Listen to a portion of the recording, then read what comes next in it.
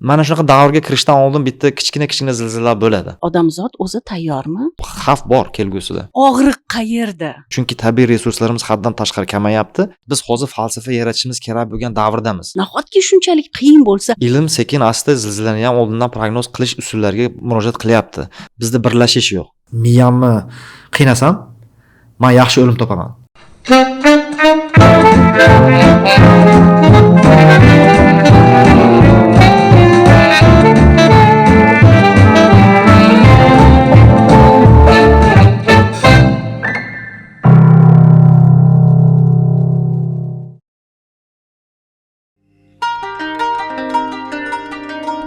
Aziz tomoshabinlar, 102 CV'da kontent saviyali degan e'tirofingizni ko'p eshitamiz, ruhlanamiz. Siz uchun manzur saviyali kontentni tayyorlashda davom etishimiz uchun 102 CV videolariga like tugmasini bosing. Videodagi fikrlar ma'qul kelsa, ulashing. Videolarimiz yanada sifatli chiqishi uchun kommentariy qoldiring. Bilingki, 102 CV saviyasi sizlar bilan yuqorilaydi. Kechagi, bugungi va nasib etsa ertangi qo'llab-quvvatlashingiz uchun rahmat. 102 TV muvaffaqiyat kalitlari podkastining bugungi mehmoni iqlimshunos olim Erkin Abdulahadov. Assalomu alaykum. Assalomu alaykum. Ekologiya bobida olimlarni yulduz darajada bo'lishi kamdan kam va hozir o'zbek internet segmentida siz kam sonli sidqidildan harakat qilayotgan olimlar sirasiga kirib turmoqdasiz va siz ongli ravishda mana shu mashaqqatli yo'lni tanladingiz. Ayni shu sababli sizni garchi radio formatdagi ekologiya mavzusida siz bilan mulohaza qilish imkoni bo'lgan bo'lsa-da, mana podkastga ham taklif qildim. Tashrif uchun rahmat. Rahmat sizga ham chaqirganingiz uchun. Ancha charchagandek ko'rinasiz, Erkinjon. Albatta, biz endi ko'p tarmoqda ishlayapmiz. Hozir mana Gazeta Uzda, Kunuzda, Ilmiy tadqiqot instituti laboratoriya mudirimiz, o'zimizni nimalarimiz bor. Endi oxirgi paytlarni ko'ryapmiz, iqlim o'zgarishi hamma joyda chaqirishyapti. Bir xilda o'zim ham endi ichim shunaqami bilmayman, ani zudlik bilan yo'q, men vaqtim yo'q deya olmayman-da, qanaqadir borishim kerak deyman o'sha joyga. O'shanga hozir boshqa joydan kelyapman, yugur mana shunaqa tayyorgarlik, baribir kuch resursingizni tortib olar ekan. O'shanga sal bo'lsa-da oxirgi paytda o'zimda o'zgarish bor, qanaqa ko'pchilik tomonidan aytilyapti, sal horg'insiz.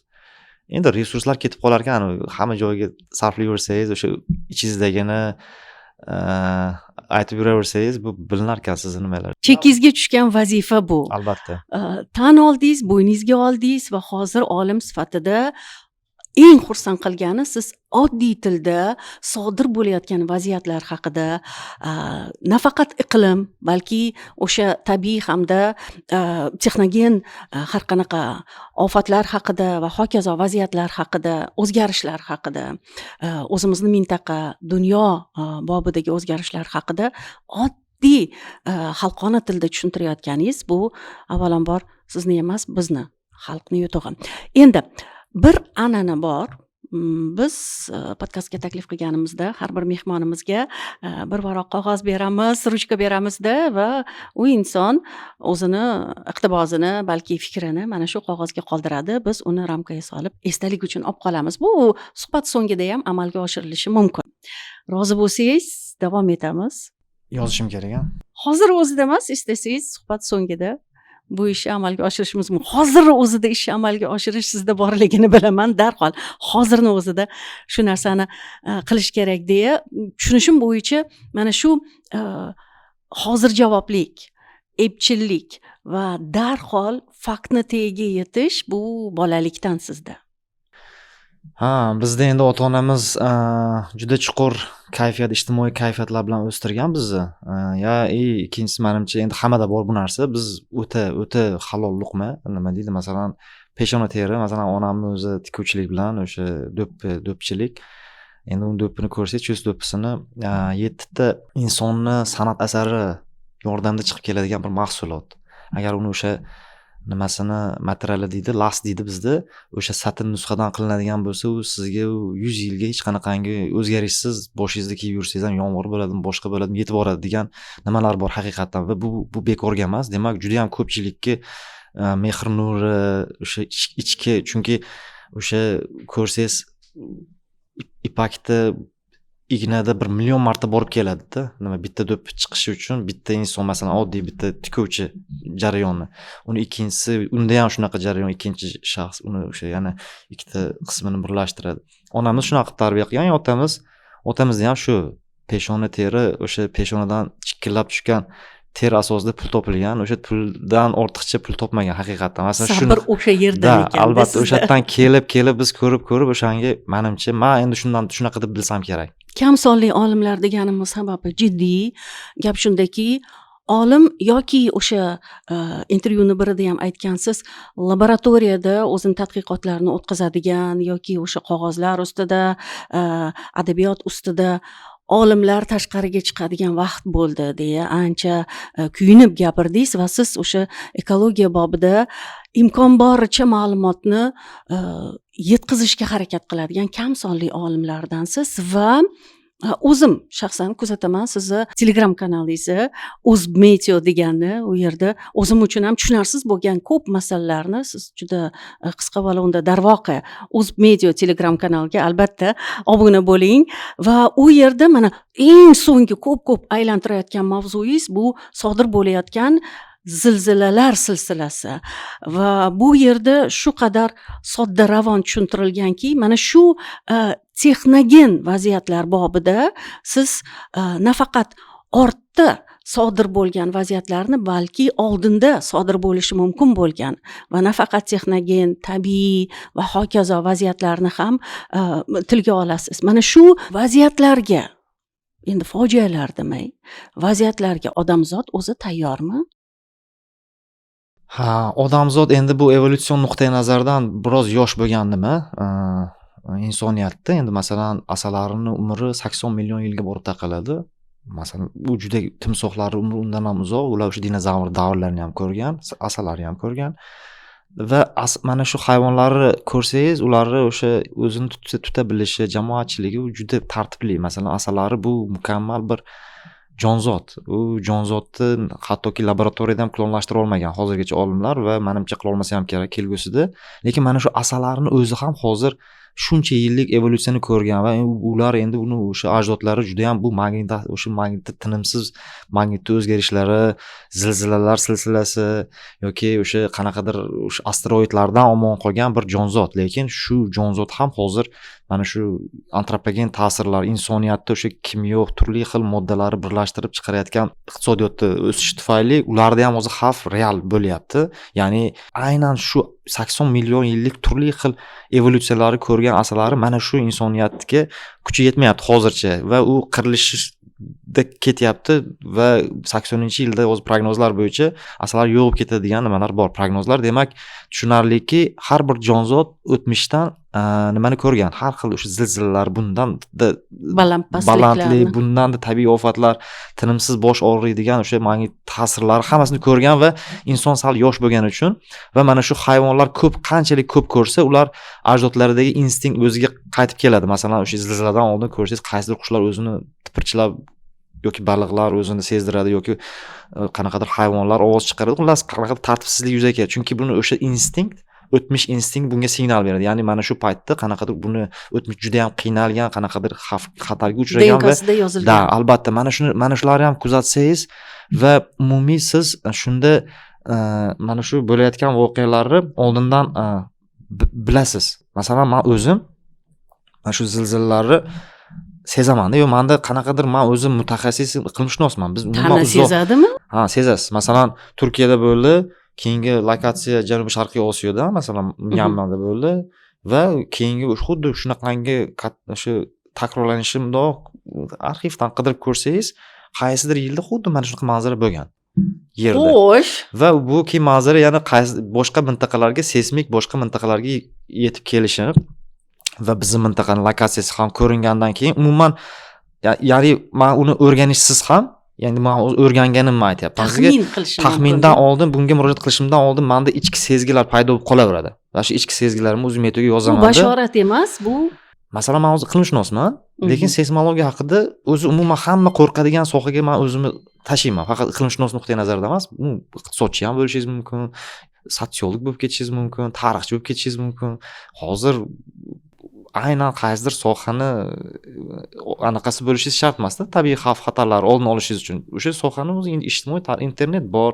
Qidiruv bersangiz, maqolalar o'qisangiz, annotatsiyasini o'qisangiz, qanaqadir siz o'sha soha haqida sizga batafsil ma'lumotlar beradi va mana shularni o'qib turgan paytimda men soha mutaxassisi bo'lmasdan turib, soha mutaxassislar jim o'tirganiga men hayron qolaman va ular doimo aynan kelinglar, gapiringlar, chiqinglar deb o'zimni kanalimda ochiqchasiga gapirmasam ham qanaqadir shu ta'sir qilarmikin deb ularni funksionalniy vazifasini o'zim qilib olishimga to'g'ri kelib qoladi va chunki boshqa mamlakatlar qilayotgan holatda biz nima uchun qilmasligimiz mumkin va deb ular ham shu kelinglar mana shu o'zlaringizni fikrlaringizni, ilmlaringizni mana shunaqangi turli xil ijtimoiy tarmoqlarda aytsangiz, o'shanda sizga yaxshi bo'ladi. Nimaga?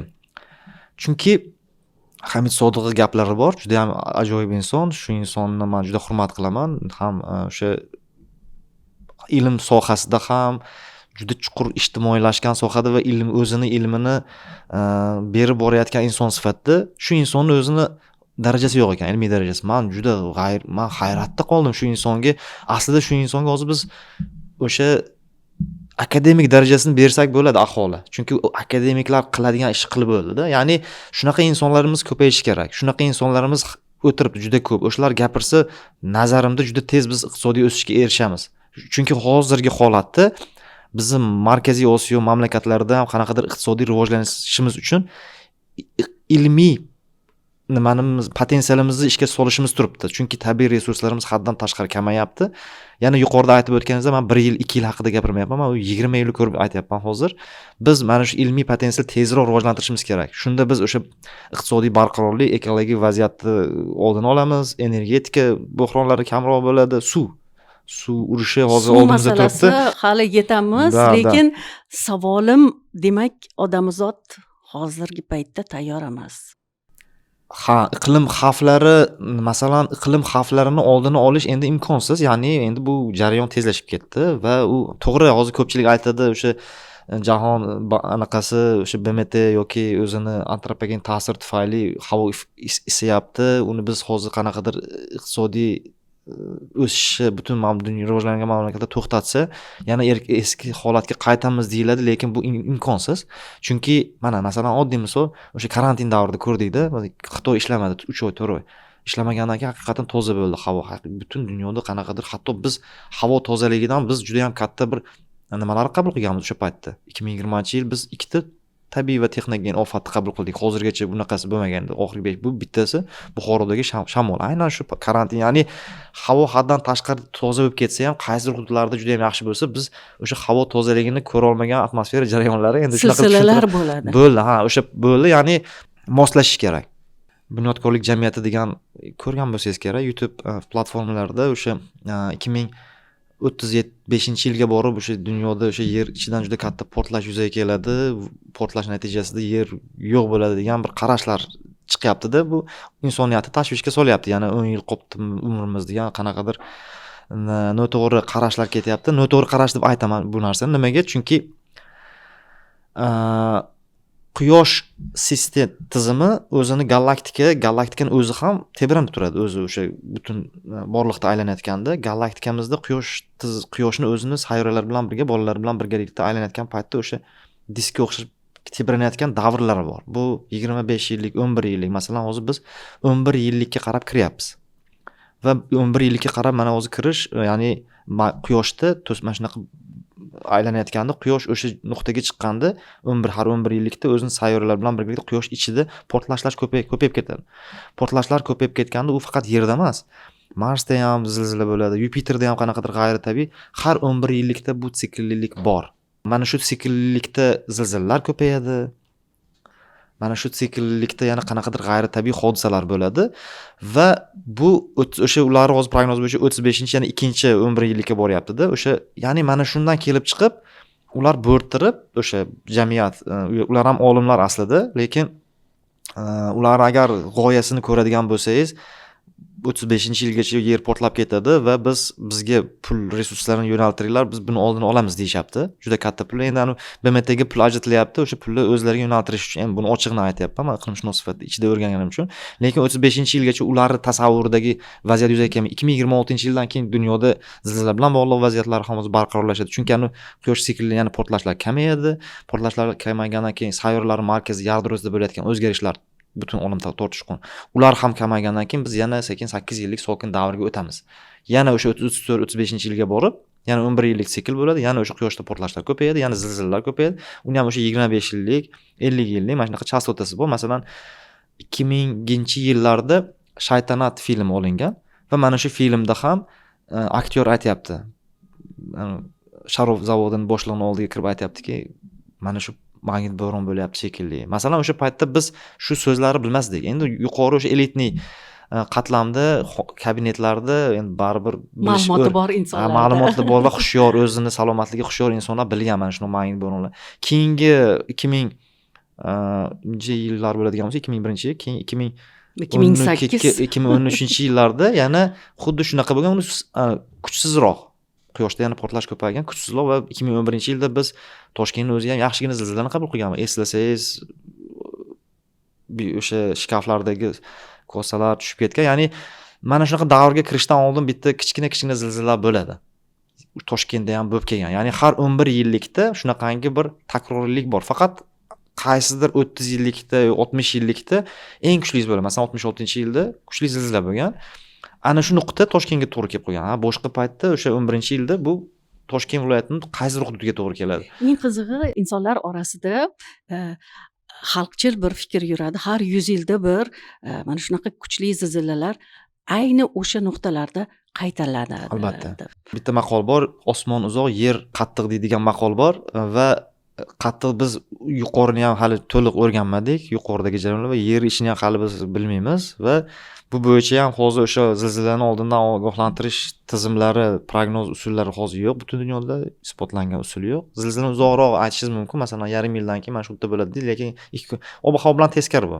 Ob-havoni siz yaqinroq aytasiz, ertaga aytganingiz to'g'ri keladi, lekin yarim yildan keyin boshqa. Bu teskari nima?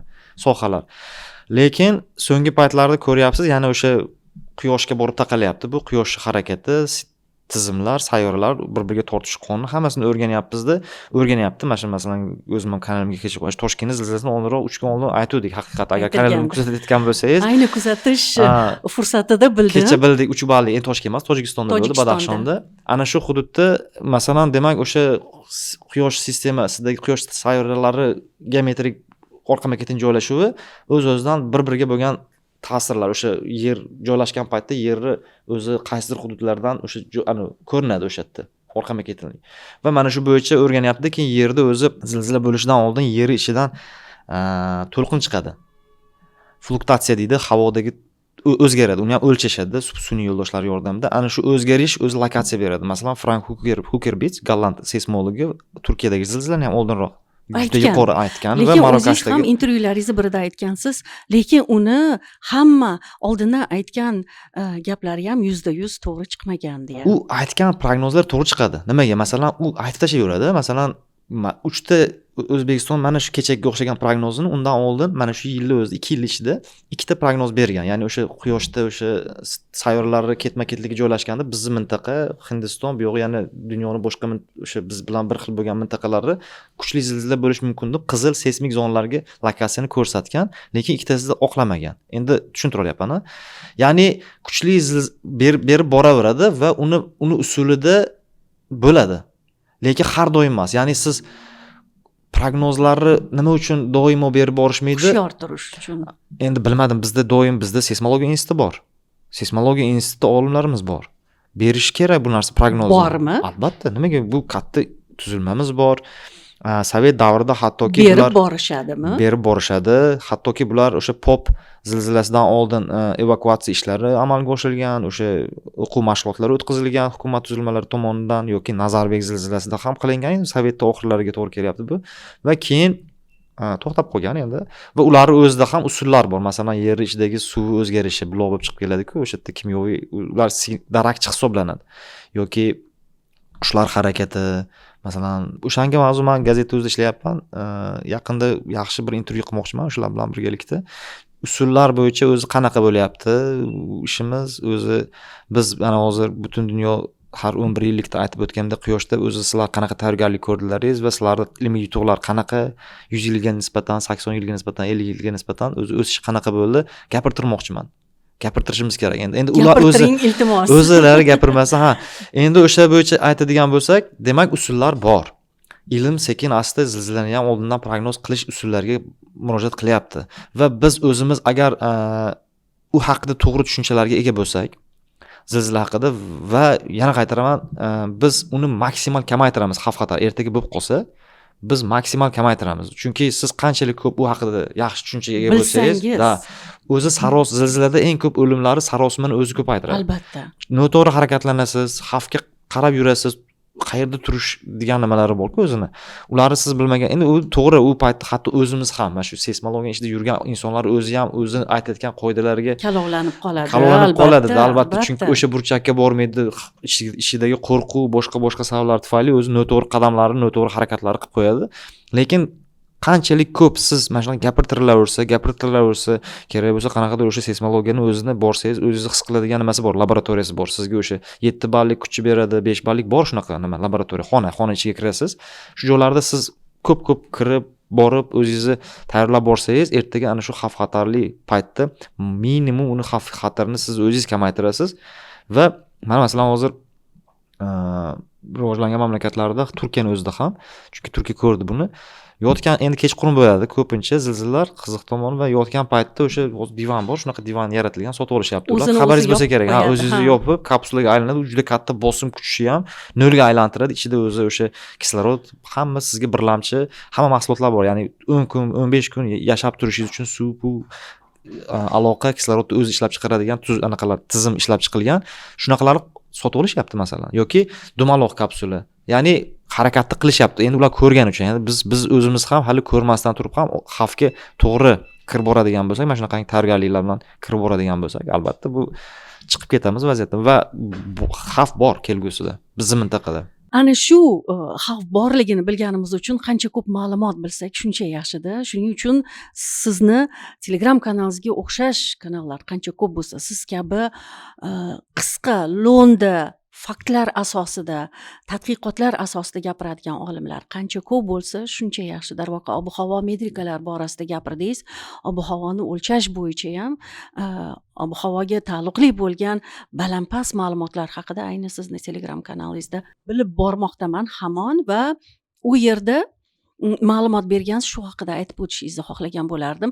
O'sha ob-havoni o'lchash real o'zini metrikalar bor. Insonlar ko'pincha adashtiradi. Shu haqida batafsil aytsangiz. To'g'ri savol bu va o'zi o'sha standartlashtirish bo'yicha endi ko'p gapiramiz bu bo'yicha. Masalan, siz aeroportga borsangiz, sizni shaxsingizni tasdiqlovchi hujjat so'rashsa, siz cho'ntagingizda masalan pensiya daftarchasi bo'lishi mumkin. Yoki haydovchilik guvohnomasi, masalan 10 yil oldingi tasavvur qiladigan bo'lsak, hammasini ustida yashil, ham pasportingiz ustida yashil yoki mehnat daftarchasi, hammasi ichida familiya, ism, otchествоingizgacha bor. Lekin siz pasport ko'rsatasiz. Albatta. Va bizda ham mana shu meteorologiya sohasida ham o'sha o'tmishda 150 yil oldin o'sha havo haroratini o'zi biz bitta standartga keltiraylik, shunga qarab turib ilm qilamiz. Qaysi haroratda bizning salomatligimizga ta'sir yuzaga keladi, qaysi haroratda nimadir qilishimiz kerak degan kriteriyalar ishlab chiqish uchun aytishgan. Biz tuproq ustidagi termometr ko'rsatkichini olaylikmi, o'sha daraxtga ilib qo'yilganini olaylikmi yo boshqa deb hozirda mashinaning ichidagi haroratni olaylikmi degan gaplar har xil muhokamaga bo'lganda o'shanda nima Selyaynov degan rus olimi aytganki, kelinglar shu havo haroratini o'lchaylikda. Havo degan so'z bormi? Demak, havo, ani unga to'g'ridan to'g'ri ta'sir ko'rsatmaydigan bir nimani qilaylikda, shunga bir 2 metr yuqorida taxtali butga to'g'ridan to'g'ri havo kirib tursin, quyosh nuri tushmasin, shamol orqali kirib tursin-da, shuni biz havo haroratida belgilaylikda, shu bo'yicha o'lchov, etalon. Va o'sha asosida bu yo'g'i ketdi. O'sha bu yaxshi ham qilgan o'sha Selyanov. Agar o'sha inson mana shunaqa taklif bermaganda ham baribir boshqa qanaqadir standart kelib chiqardi. Lekin mana masalan hozir O'zgidrometni reper deydi, tayanch deydi. O'sha tayanch nimasida observatoriyamiz atrofida o'sha 100 metr hech qanaqa obyekt qurilmagan hozirgacha. qurilmasligi kerak o'zi shundoq ham. Mumkin emas, chunki siz qanaqadir qurilish qilsangiz yo asfalt qoplamalari, sirt qoplamalari, har xil o'simliklar, boshqa hamma narsani ekib o'sha siz ta'sir ko'rsatib qo'yadigan bo'lsangiz, umuman bizda chiziqlar o'zgarib ketib qoladi. Ya'ni, masalan, biz aytadiku 1,5 darajadan yuqori ko'tarilib ketishiga olib kelmagan degan topshiriqlar aniqlar borki, bitimlar bor. Siz agar atrofga asfalt qoplamani qilib qo'ysangiz, boshqa chunki asfalt o'zidan issiqligi tortib, qaytarish xususiyatiga ega, boshqa sement bor, boshqa kelajakda hali qanaqa materiallar chiqib keladi bilmaymiz. Shunga Selyanov ko'rgani uchun biz xursand bo'lamiz va o'sha asosida mana hammani qarashlarisiz u har doim bo'ladi. Biz o'sha yoz oylarida 36 darajadan yuqorilab ketsa tana harorat to'g'ridan to'g'ri O'zgidrometga ishonmaymiz.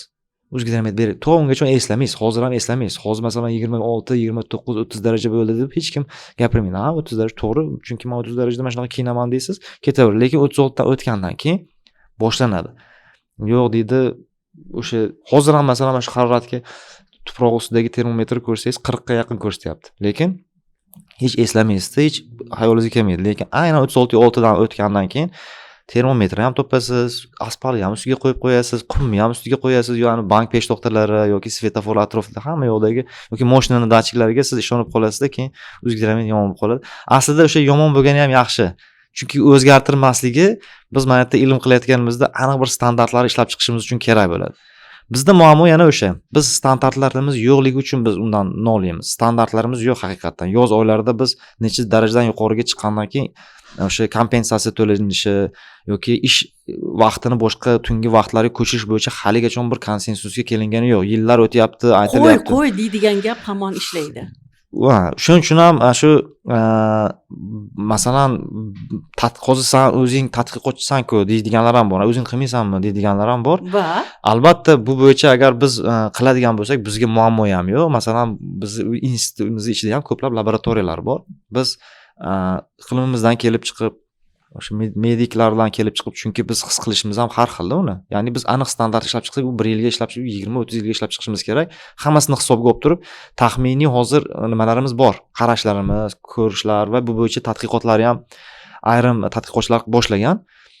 Qaytaraman, o'shanaqangi buyurtmalari berish kerak hukumat o'zi. Masalan, dissertatsiya ishlarini mavzusi tanlanayotganda ham hukumatga aktual bo'ladigan bo'lsa, masalan, uni qilish kerak. Mana shu mavzu bo'yicha men senga pul to'layapmanmi o'yiga? 3 yil tayanch doktoranturani o'qiyapsanmi? Mana shu bo'yicha endi to'g'ri, aynan hozir men Oliy attestatsiya komissiyasining reformalari haqida gapiryapman. Bu kerak bu narsa. Ayni siz bilan o'zi gaplashyapmiz, borib qolyapmiz. Oliy attestatsiya komissiyasi uchun ham mavzular tanlanishida taxminiy 60-70% hukumatning buyurtmalari turishi kerak. Bormi? Yo'q-da.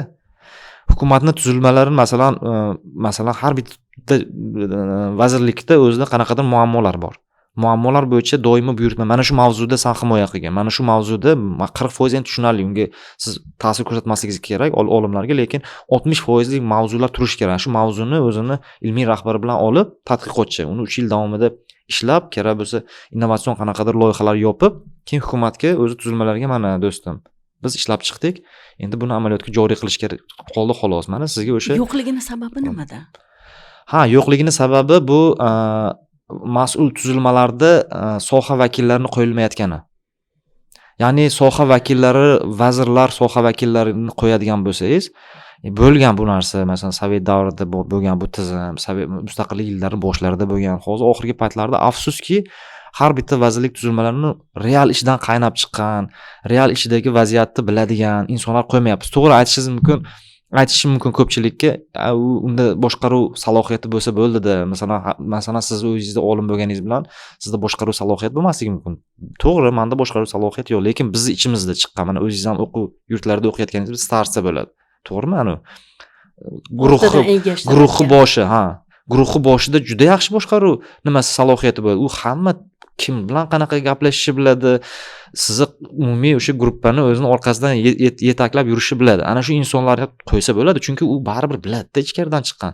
U o'sha o'quv yurtida shu ish qildimi, keyingi jarayonda ham ish jarayonida ham o'sha bo'lim mudiri bo'lishi mumkin, bo'lim boshlig'i bo'lishi mumkin, boshqarma boshlig'i.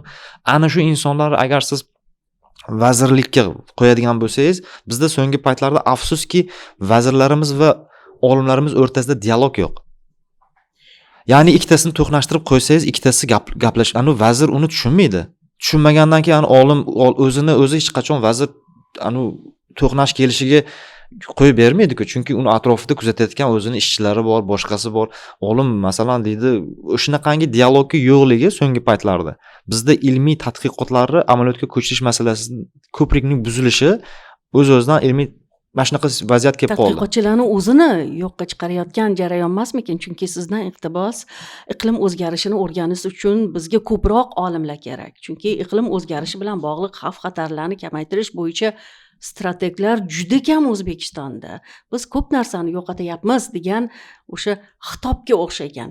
Siz aytgan yuqoridagi talab bo'lmasa, tadqiqotchilar qayerdan ko'payishi mumkin degan gap chiqmaydimi? Qarang, men laboratoriya mudiriman. Buyurtma bor. Buyurtma uchun pul bor. Men buni inkor qilmayman. Masalan, ilmiy tadqiqotlar uchun davlat yaxshigina pul to'layapti. Juda katta pul resurslarini o'tkazyapti. Masalan, innovatsion proyektlar. Mana masalan hozir o'zida ham men 2-3 ta taklif bersam, taklifim bo'yicha pul beriladi. Muammo men u ishni qilib bo'lganimdan keyin, xo'p, qilib bo'ldim. Mana masalan siz qilib bo'ldingiz. Tadqiqotni o'tkazdingiz. Uni amaliyotga joriy qilish degan hujjatchasi bo'ladi. Ya'ni siz bekorga o'shani qilmasangiz, o'sha hujjatchaga siz o'sha umumiy hisobotga yopmasangiz, qo'yib qo'ymasangiz o'sha hujjatchani, siz tadqiqot ishingiz qabul qilinmaydi. Hech narsaga teng emas u ishingiz. Demak, vazirlar qo'l qo'yadi unga. Mana masalan men o'zimning ishimni gidrometeorologiya, o'zgidrometika vazirining qo'l imzosi bilan amaliyotga joriy qilaman. Qilganman. Qilmasam men himoya qila olmayman. Masalan, dissertant yoki tadqiqotlar ham xuddi shunaqa. Bizda juda ko'p ishlar go'yoki qo'shtirnoq ichida amaliyotga joriy qilinyapti. Hammasi qilinadi. Masalan, siz bitta tadqiqotchi bo'laman desangiz, ish qildingiz-ku, mana qanaqadir o'sha aholi bilan so'rovnomalar qildingiz-da, umuman bir yaxshi, bir ertaga manfaatli bo'ladigan, xalqqa manfaatli, umuman ijtimoiy vaziyatni yaxshilaydigan, iqtisodiy o'sishga erishadigan, umuman o'zingiz sohangiz bo'yicha juda chiroyli bir tadqiqot qildingiz. Yillar o'tib qildingiz. Uni amaliyotga joriy qilish degan hujjatni talab qilinadi. Sizni nimaga qo'yishmaydi, himoyaga. Siz olasiz. Muammo mana shu joyda. Ya'ni siz qanaqa olyapsiz uni? Vazir o'zi shunchaki imzolab beryaptimi? Yoki haqiqatan sizni mahsulotingizni, u mahsulot har xil ko'rinishda bo'lishi mumkin. Masalan, dastur bo'lishi mumkin. Qanaqadir yo'riqnoma bo'lishi mumkin, ishni yurg'izadigan yoki qanaqadir darslikka qo'shimcha bo'lishi mumkin. Hammasini agar joriy qilib, men joriy qildim deb yozadi. O'sha ilmiy kengashda o'qiladi. Siz mana shuni ishi bandlari joriy qilindi deb yoziladi. Mana shu imzo asosida himoya qilasiz. O'zini biz olimlarimiz al deydi. Keyin men masalan nimaga menga tashlayapsiz bu narsani deydi mendan. Mana imzosi turibdi-ku deydi. Vazir o'zi imzo qo'ygan-ku, buni savolni menga berish haqqing yo'q deydi masalan olimlar. Men so'raganman-da ko'pincha. Keyin vazirga borsangiz, vazir esida yo'q o'sha narsa imzolab bergan. U qanaqa ish? Nima qildim? Qachon qildim? Nima o'zi o'sha? Nima edi? U yerda ham korrupsion sxema bor. Og'riq qayerda? Og'riq yechim nimada? Og'riq demak, birinchidan o'sha mas'ul tuzilmalarni o'zini kadrlar almashinuvini biz joriga qo'yishimiz kerak birinchi o'rinda. Ya'ni vazir o'zining sohasining vakili bo'lishi kerak, pastdan chiqib kelgan bo'lishi kerak. Albatta, va u eng yomoni hozir vazir nomutaxassisligi atrofiga ham nomutaxassis yig'adi. Masalan, agar vazir meni sohamdan chiqsa, meni oldiga chaqiradi. Men unga kerakli insonman, to'g'rimi? Mani O'zgidromet rahbari meni oldiga olib, "Xo'p, men endi boshqaruv salohiyatim yo'q ekanman, lekin qaysidir lavozimlarni menga beradi. O'rinbosarlik lavozimlarini, masalan, menda yetarli viloyatda rahbar bo'lib ishlaganman.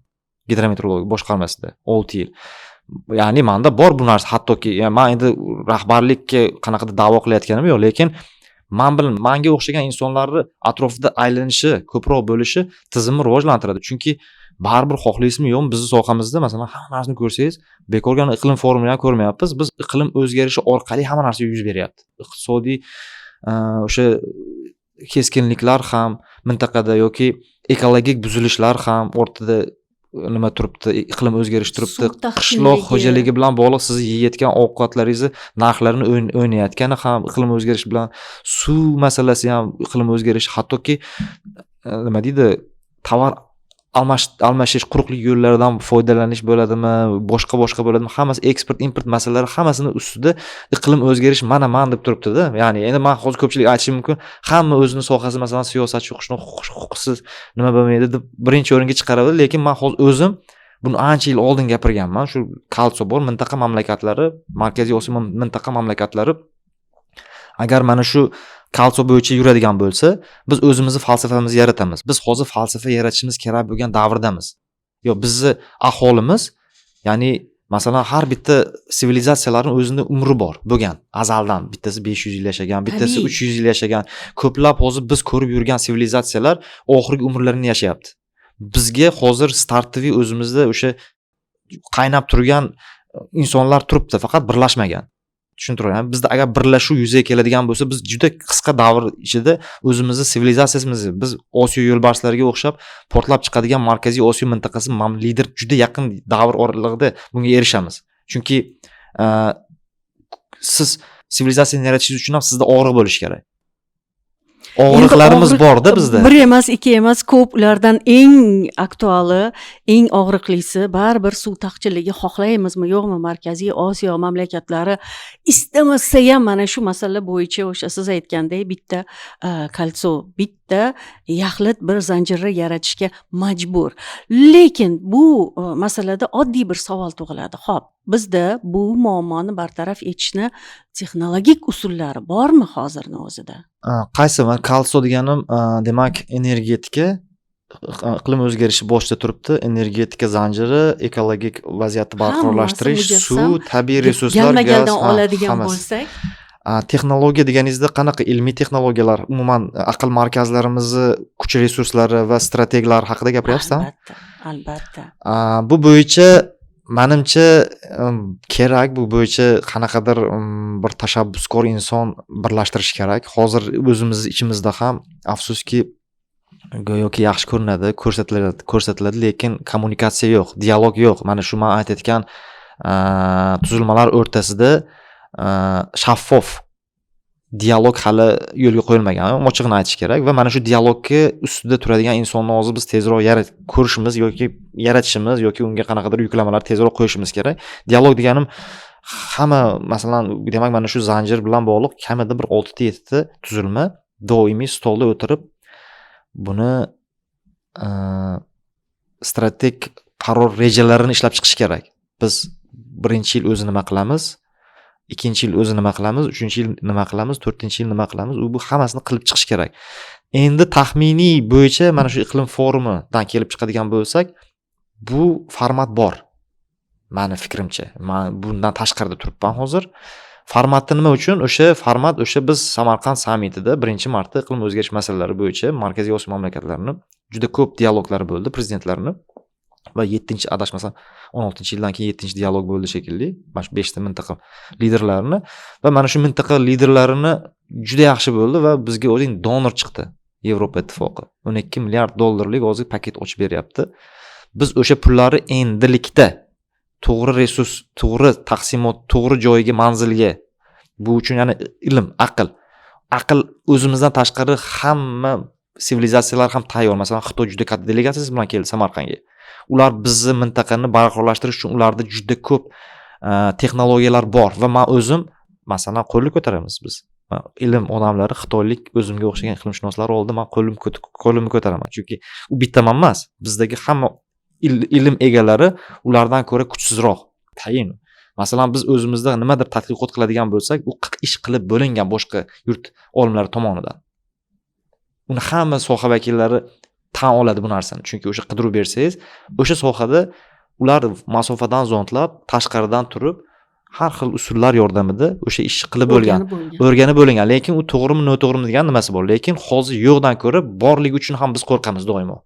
Ularga qarshi hozir mana shu bu qilibdi, men qanaqa rakursda ko'raman degan agar ideologiyani yaratsak biz olimlarimiz, ana shu bo'yicha biz 3-4 yillik ish qiladigan bo'lsak, ular o'zi bizga yordam beryapti aslida mana shu g'oyasi bilan. Biz ana shuni keyin siz aytganimizdek qo'llaydigan bo'lsak, biz uzoq muddatli barqarorlikka juda tez erishamiz. Masalan, mana quyosh panellari, masalan bizda nimaga elektr energiyasini muqobillarini yaratish bo'yicha nima maktab yo'q deysizmi? ilmiy maktab markazlarimiz yo'qmi? O'zimiz Bormi? albatta bor. O'zimiz mana shu bo'yicha dissertatsiyalar qilganmiz. Masalan, atom elektr stansiyasi deyiladi-ku. Bizda Qibrayda mana shunaqa reaktor ishlab turibdi.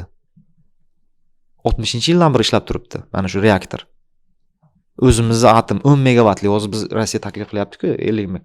Keyin ko'rsangiz, tadqiqotlar ko'rsangiz 100 ga yaqin mana shu reaktor ustida ilmiy tadqiqotlar bo'lgan. O'shalar qaysidir olim 100 megavatlik, 50 megavatlik o'zimizning imkoniyatlarimizdan kelib chiqib texnologiyalarni taqdim qilgan. Nimaga biz o'shalarni olib, o'shalarni qo'llash bo'yicha qanaqadir harakat qilmadik masalan? Nima uchun biz o'sha Rossiyaga yoki boshqa mamlakatni texnologiyalariga nima qilyapmiz? Atom elektr stansiyasi, quyosh bo'yicha ham o'zimiz mana vodorod yo'qlig'isi chiqib qoladi-ku, bir ijtimoiy tarmoqda ko'rsangiz, Andijonda kimdir mashina yaratgan bo'lib qoladi, keyin yana ichidan keyin yo'q bo'lib qoladi. Jim bo'lib qoladi. Bor bizda. Bizda u siz bilan biz ilmiy shunchaki og'riqlarni ko'rib, chidab o'zini ixtirolari orqali chiqargan nimalarni ko'rib qolamizda, keyin uni qanaqadir sariq axborot, endi ommaviy axborot vositalari uni yoritgani uchun ko'rib qolamiz. Ilmiy sferada kirsangiz, jamoalarni ichiga kirsangiz, o'tirgan jamoalarda qaynab dahshatli mavzular ko'tariladi. O'shalarni o'ylab siqilasiz. Men juda ham ko'p targ'ibot qilib yuraman. Davay deyman, kunuzga ham aytaman, bir yoritaylik shularni deyman. Borgin deyman jurnalistlarga, gazetozga, ilmiy sovetlarga bir borgin deyman. Yoki mana yaqinda bu ham juda rasvo ish qilishdi. Zoom orqali shuni e'lon qilish masalan, o'sha shaffofligini. U ham ko'plab sovetlarimizda, ilmiy kengashlarimizda, himoyalarida uzib qo'yilyapti masalan. Bu ham zo'rni bil. U ham uzilib qo'yaptiki, demakki, tushunarsizki, ularni o'zi ham ancha, yana qaytaraman, san hech qachon komfortga, ilm sohasi hech qachon komfortga mana O'zbekistonda harakat qilmasligi kerak. Ya'ni komfort degani o'zini qiynash kerak. O'zini ichini tinimsiz qiynaydigan davrdamizda hozir. Ani komfort menga tegmayapti-ku, men yaxshi yashayapman-ku, zo'r ketyapti deyish xato. Senga hujum bo'ladi. Hech qachon esdan chiqarmaslik kerakki, hujum qilishadi. Ya'ni komfort bu san menga tegmayapti-ku, san ham menga tegma, men ham senga tegmayman deb yurish yaqin kunlarda, yaqin yillarda, chunki budjetga og'irliging tushishni boshlayapti, budjetga san hech qanaqangi yordam bermayapsanmi? Chunki yordam berilmayapti-da.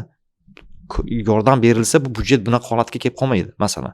Ertaga sekin o'zi shunda ham bo'lyapti. Masalan, juda ko'p fanlar akademiyasining institutlarida juda katta qisqartmalar ketyapti hozir. Buni o'zlari ham tan olishadi. Har yili bir yilda 2 marta, 3 marta qisqartmalar kelyapti. Ya'ni katta Sovet davrida 500 talik, 600 talik katta ilmiy tadqiqot markazlari hozir ko'rsangiz 50 ta, 20 ta, 30 ta bo'lib qolgan. Joylari bo'lardi, bilasizmi? Katta joylari ketdi, biznesga aylanib ketdi, sotildi, boshqa bo'ldi. Ya'ni munosabat shunaqa bo'lgandan keyin ertaga senga hujum bo'ladi. Ya'ni men hozir tinch yuribman-ku, hech narsa qilishmayapti-ku deyish o'zingga, ya'ni harakatingni qilaverishing kerak. Masalan, chiqish kerak. Harakatni qilsang, shunda senga bo'lgan munosabat xalq seni o'zi qo'llab-quvvatlaydi, ham o'zingni aytayotgan gaplaring faqat stol atrofida emas, tashqari bilan sen o'shani muhokama qilasan. Tashqari bilan muhokama qilsangiz, bu zo'r-ku. Masalan, iqlim o'zgarish masalasida gapiraversangiz, ong o'syapti. Bitta misol aytib beraman. O'tgan yil men bu yil ham o'sha misol qildim, kanalda ham yozdim. Men bu yil birorta sel suv toshqinidan aholi o'lmasligini uchun men hamma resurslarimni sarflamoqchiman. O'tgan yil ham sarfladim. O'sha qanaqadir xavfni ko'ramizda. Mana hozir 17, mana qachon chiqadi bilmayman. 17-aprel kuni xuddi o'sha Buxoro, Qashqadaryo, Surxondaryodan juda isib beradi. Isib bergandan yozyapsiz, qayta yozyapsiz. Isib bergandan keyin bitta jarayon, sel suv toshqinlik jarayon o'ziga chang bo'ladi, do'l bo'ladi, boshqasi hammasi kirib keladi. Ana shu jarayonda, ana shu kuni, ana shu lokatsiyalarni ilm o'rganib bo'lgan. Hozir biz sel suv toshqinlarini qaysi jilg'ada qancha o'tishini bizni ilm ishlab chiqib bo'lgan. Bu yangilik emas. Men kabi endi juda men kabi emas, lekin baribir xuddi siz aytayotgan gap misoli, siz gapiryapsizda, nahotki ana olimlar oldindan ko'ra bila olishi, tadqiqotlarni aniq ekanligini qo'lida ushlab turgan faktlari bilan nahotki o'sha mutasaddi tashkilot vakillari bilan bog'langan holda shuni oldini olish jarayonini doimiy ravishda yo'lga solish nahotki shunchalik qiyin bo'lsa degan savol berilishi tabiiy. U ham masalan qaysidir tuzilmani siz rekord darajada hozir men aytayotgan nuqtai nazardan siz rivojlantirsangiz, masalan O'zgidromet tasavvur qiling, siz mani O'zmeteo degan kanali O'zgidromet degan tuzilmaga aylanib qoldi. Aylanib yo'q, bo'ldi, yo'q, aylanib aylanib bo'ldi. sizni nuqtangiz nazaringizda shunaqa, lekin Shunaqa. uni mani yozayotgan xabarlarim asosida mas'ul tuzilmalar qaror ishlab chiqmaydi. Nimaga? Chunki bu yana qaytaraman budjetga hozirgi holatda yuklamani keltirib chiqaradi, bu bir. Ikkinchisi, hamma soha o'zgarmaydi, rivojlangandan keyin rivojlanishi kerak. Qishloq xo'jaligi ham fantastik rivoj, chunki mana o'zgarmaydi o'sha holatga kelib bo'ldi. Tushuntira olyapman-a? Ya'ni O'sha- siz kabi har bir sohada tushundim sizni. O'sha mutasaddi tashkilot mayli rahbari bo'lmasa ham vakillari orasida siz kabi na lavozimga, na pulga, na boshqa narsaga qaramaydigan fidoyilar bo'lish kerak ekan, xolos. Yo'q, bu ham yechim emas. Masalan, siz pastdan ko'rib xursand bo'lasiz-da mendan. Aslida menda bosim bo'ladi. O'sha materialda bosim turadi. Masalan, chunki o'sha men mas'ul tuzilmani qilish kerak bo'lgan ishni beryapman. Masalan, O'zgidrometda ishini men beryapman. Mas'ul tuzilma O'zgidromet masalan 8 ta viloyatga sel suv toshqin xavfini beryapti 5 kunga. 8 ta viloyatga sel suv toshqin xavfi viloyatda tomchi ham tushmasligi mumkin masalan. Lekin tasavvur qiling, buni o'zini huquqchiligi bor.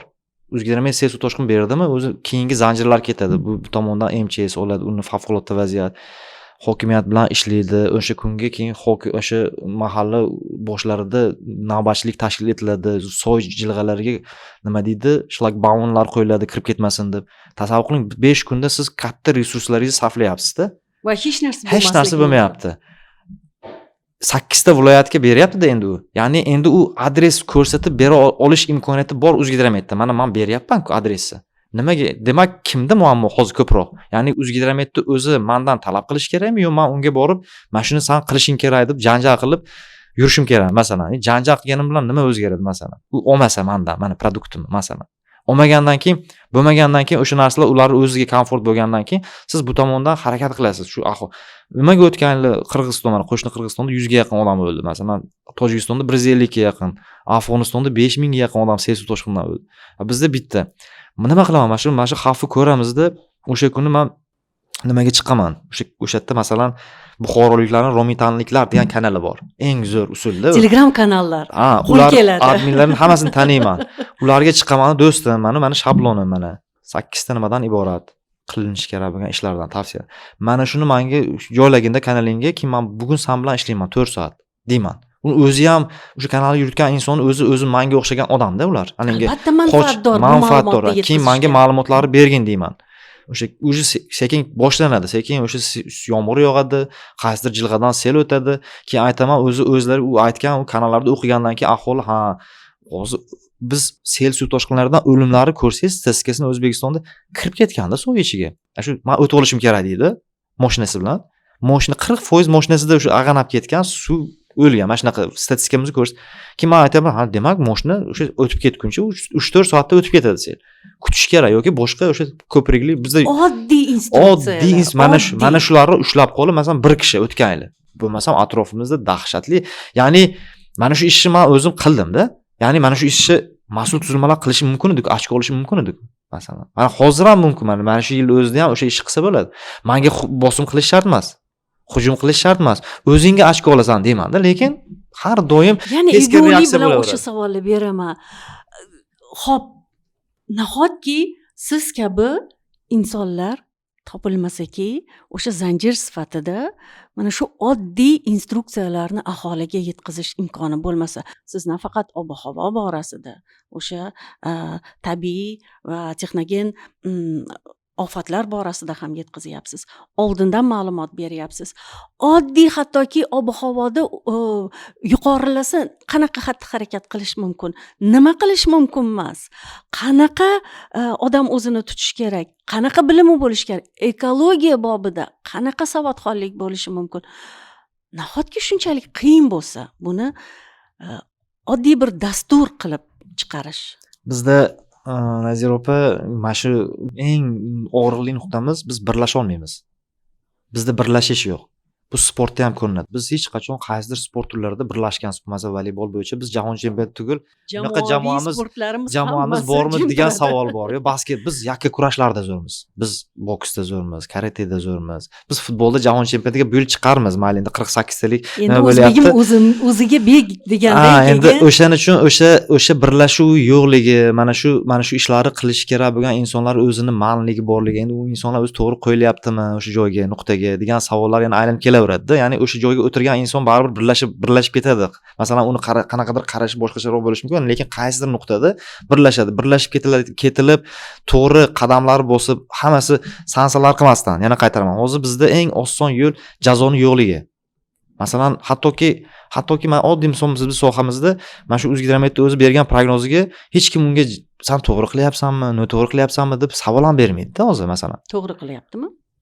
Endi o'sha savol ya'ni uni endi tarixini ko'rishimiz kerak. O'tmishda o'zi O'zgidromet qanaqa ishlagan? Hozir qanaqa ishlayapti? O'tmishdagi o'sha prognozlarning tuzilishi qanaqa edi? Hozir qanaqa bo'ldi degan savollarni bundoq solishtirsangiz o'zi chiqadi. Hozirgisi yaxshimi, o'tmishdagisi yaxshimi degan savollarga javob ya'ni har bitta tuzilmani jazo mexanizmi, ya'ni sen o'zi o'sha funksional vazifang bo'yicha to'g'ri qildingmi degan mexanizmni to'g'ri talab qila oladigan tuzilmalar bo'ladigan bo'lsa, mana oddiy misol, kecha korrupsiya bo'yicha yozilyapti, korrupsiya agentligi yozyapti, o'sha korrupsiyaga moyillik bo'yicha ballar sistemasini e'lon qilyapti-da, orqasidan keyin sirazi axborot xizmati bu biz o'sha yana o'sha zo'r o'sha haqiqiy balkim reyting haqiqatan chiqqandir, o'sha reyting monster, lekin ularga bilib turibmiz hujum bo'lyapti. Ana shu korrupsiyaga qarshi kurash qo'mitasining nimasiga hujum bo'lyapti-da, keyin munosabat beryapti. Masalan, axborot xizmati biz o'sha ular agar bersa, o'sha biz talab qilayotgan hujjatlarni beradigan bo'lsa, endi biz o'sha talab qilayotgan hujjatlarimizda qanaqadir ularni bermagani uchun biz bilamiz, shunga o'xshagan kayfiyatda gapirib turgandan keyin chamamda uyushqoq hamma o'zini ishini bo'lmaganimizda qilish, hamma o'zini ishini qilishi kerak. To'g'ri, uyushqoq bo'lmaganimizda ham emas, balki qilayotgan ishimizga mas'uliyat bilan emas, majburiyat bilan yondashganimiz bu bizni eng katta og'ir bir chekimizga tushgan holat chog'i. Biz sezmayapmiz-da Nazira opa, biz kelgusida 20-30 yillikdek atrofda bo'layotgan ChatGPTlar yaratilyapti. Endi unda texnologiyalar yotibdi. Mana shularni ishlab turgan paytda biz o'zimiz ham o'sha sal miyamizni o'zgartirib, keyin yana bitta nima, men juda ko'p qarshi bo'laman mana shu fikrga. Ko'pchilik masalan, siz ham farzandingizni yaxshi o'qitishni xohlaysizda, keyin chet elga ketgin deysiz. Bu mana shu o'zimizdagi har xil vaziyat mana shunaqa egalari bo'lmagani uchun joylarda, hamma o'zini ishini qilmayotgani uchun, hammasi u yoq bu yoq bo'lib, har xil vaqtlarimizni noto'g'ri ketib qolyapti. Juda katta vaqt resurslarimizni biz noto'g'ri sarflayapmiz-da hozir ham. Keyin u ketgandan keyin u qachon qaytib keladi? Uni kim qaytib kelish uchun, kim u ishni qaytib kelish unga nima deydi? Chorlaydi, ya'ni millatga. Ya'ni o'ziga o'xshaganlar ketaversa, bu tomonda hamma o'zini mana ayta olimi o'zi bitta guruhga aylanib olib, sen qilmading, men ham qilmadim deb, u ham jimgina komfortda yashayversa. Bu tomonda chinovning ham u bilan gaplashmasa, u ham o'zini o'sha xuddi ishlayotgan o'sha ketaversa. Dunyo hozir Marsga chiqamiz deb turilibdi hozir masalan. Butun dunyoda unga qarshi qanaqadir texnologiyalarni qo'llagan sivilizatsiya yutib qoladi kelgusi yaqin yillarda. Chunki keskinlik haddan tashqari yuqori, aholi haddan tashqari tez. Zamin uni boqishga resurslari o'zi kamayib boryapti. Oziq-ovqat xavfi ko'ring masalan oddiy. Iqlim xavflari har xil, siz bu yil o'zingiz hammasi zo'r deb o'tganiga o'xshagan reja qilsangiz, bitta sovug'ish yoki bitta qanaqadir iqlimiy ofatni o'zi siz qancha yo'qotishlari, ya'ni siz tayyorgarliksiz kirib borganingiz uchun. Biz mana shunaqa paytda nima qiladigan paytimizda yana ular ketaversa, kim o'zgartiradi?